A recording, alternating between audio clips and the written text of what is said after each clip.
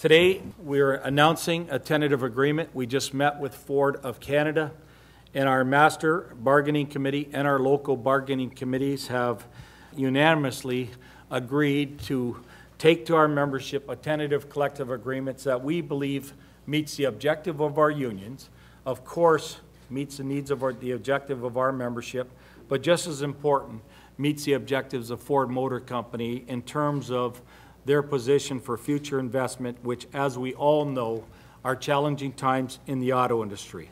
So let me take just a few moments to give you a brief explanation of the tentative agreement that we will ask Chrysler's and General Motors to accept as a pattern settlement. This collective agreement is a 4-year collective agreement. It runs until September of 2016.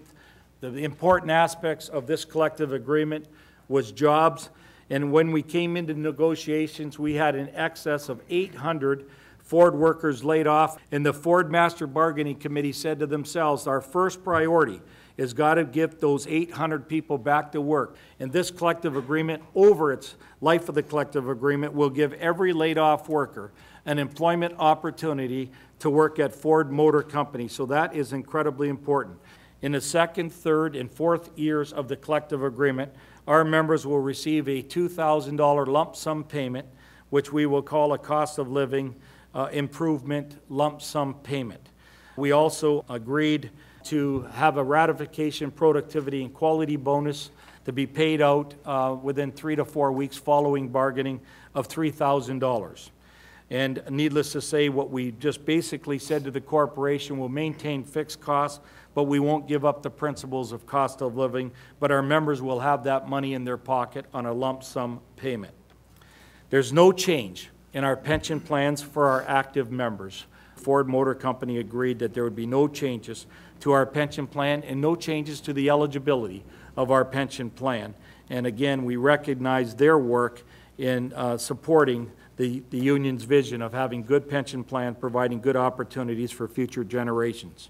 The objective of our union is to represent the interest of our members, our families, and our communities.